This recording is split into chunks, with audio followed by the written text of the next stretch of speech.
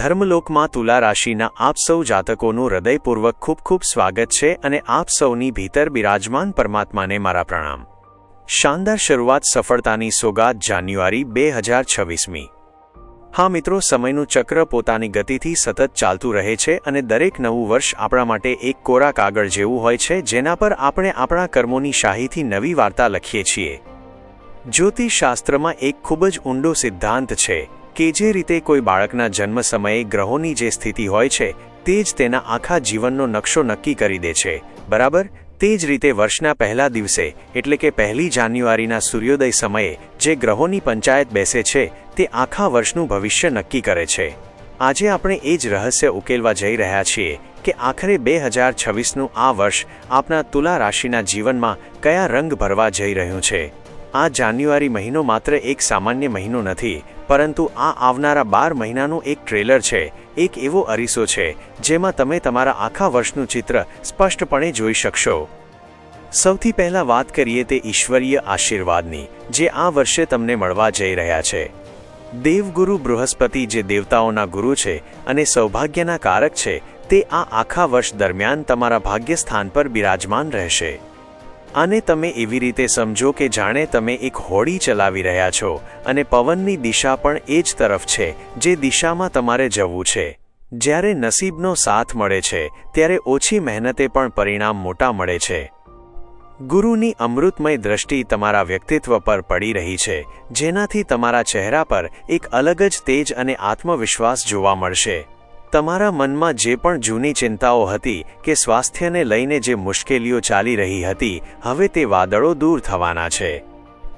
ઈશ્વરની કૃપા એક અદૃશ્ય કવચની જેમ તમારી સાથે રહેશે અને સમાજમાં જ્ઞાની તથા વિદ્વાન લોકોનો સાથ તમને મળશે, જે તમને સાચો રસ્તો બતાવશે। હવે જરા ધ્યાન આપો કે જાન્યુઆરી મહિનામાં ગ્રહોનો એક બહુ મોટો મેળો તમારા જીવનના સુખ સ્થાન એટલે કે ચોથા ભાવમાં લાગવા જઈ રહ્યો છે।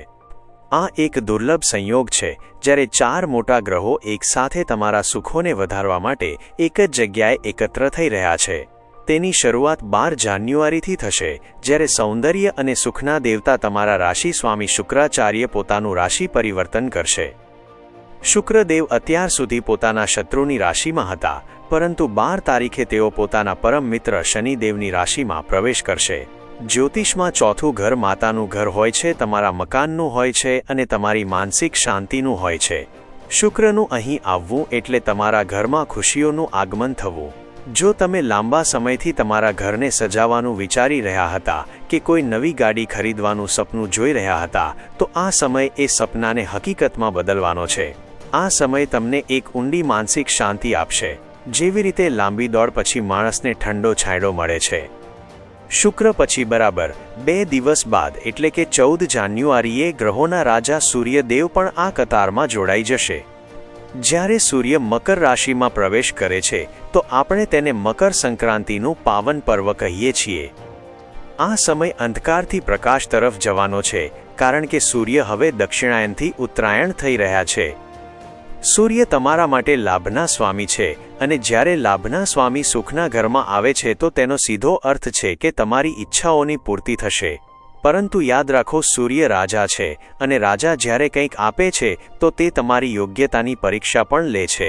સૂર્ય તમારી પાસે સખત મહેનત માંગશે। જે રીતે સોનું આગમાં તપીને જ કુંદન બને છે, તે જ રીતે તમારે પણ તમારા આળસને ત્યાગીને કર્મના મેદાનમાં ઉતરવું પડશે।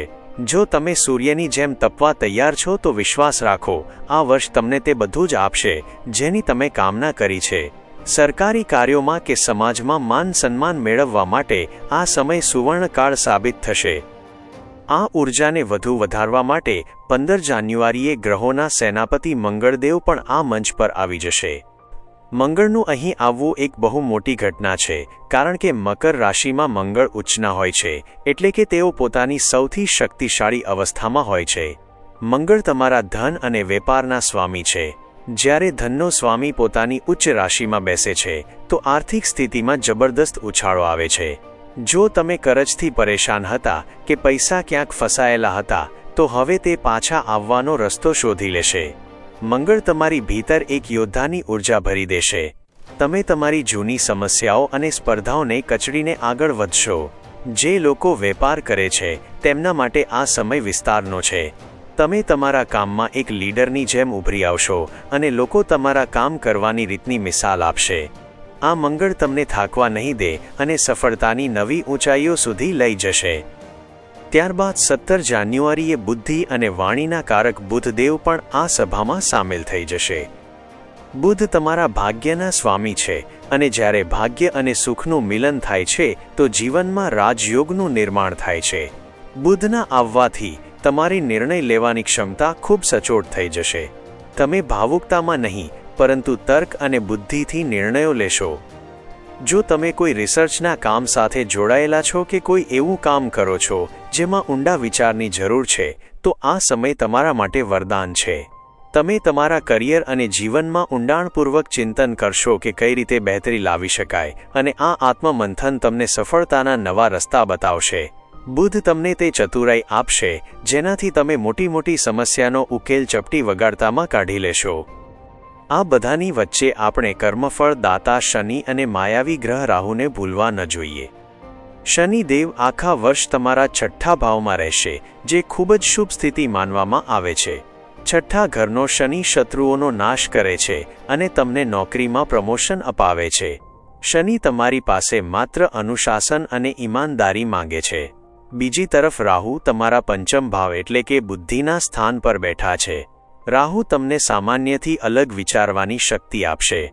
જેને લોકો અશક્ય માનશે તેને તમે તમારા અનોખા વિચારોથી શક્ય કરી બતાવશો. તમારી ક્રિએટિવિટી કે રચનાત્મકતા આ વર્ષે ચરમ પર હશે. શેર બજાર કે જુગાર સટ્ટાથી થોડું સંભાળીને રહેવાની જરૂર છે, પરંતુ જો તમે તમારી બુદ્ધિનો સાચો ઉપયોગ કરશો તો રાહુ તમને જમીન પરથી આકાશ સુધી લઈ જવાની તાકાત રાખે છે. કુલ મળીને જોવામાં આવે તો 2026ની આ શરૂઆત અને આ આખું વર્ષ તુલા રાશિ માટે સંભાવનાઓનું એક ખુલ્લું આકાશ છે. એક તરફ ભાગ્યનો સાથ છે તો બીજી તરફ સુખ સાધનો અને ધનની વર્ષા છે. બસ જરૂર છે કે તમે તમારા કર્મો પર ભરોસો રાખો અને સાચી દિશામાં પ્રયાસ કરતા રહો. ગ્રહોની આ સ્થિતિ જણાવી રહી છે કે હવે રોકાવાનો નહીં પણ દોડવાનો સમય છે. મને પૂરો વિશ્વાસ છે કે તમે આ સોનેરી સમયનો ભરપૂર લાભ ઉઠાવશો અને તમારા જીવનને એક નવી દિશા આપશો. નવા વર્ષની તમને અને તમારા પૂરા પરિવારને ખૂબ ખૂબ શુભકામનાઓ. જો આજની આ જાણકારી તમારા દિલને સ્પર્શી ગઈ હોય અને તમને લાગે છે કે આનાથી તમારા જીવનમાં કોઈ સકારાત્મક બદલાવ આવશે તો તમારું ભાલભર્યું લાઇક અને કમેન્ટ કરવાનું ભૂલતા નહીં. અને હા, જો હજુ સુધી તમે ધર્મલોક પરિવારને જોઈન નથી કર્યો તો ચેનલને સબસ્ક્રાઇબ જરૂર કરજો જેથી આપણે અને તમે આમ જ જોડાયેલા રહીએ. આપ સૌનો દિવસ અને આખું વર્ષ મંગલમય હોય એવી જ પ્રાર્થના સાથે જય શ્રી રામ.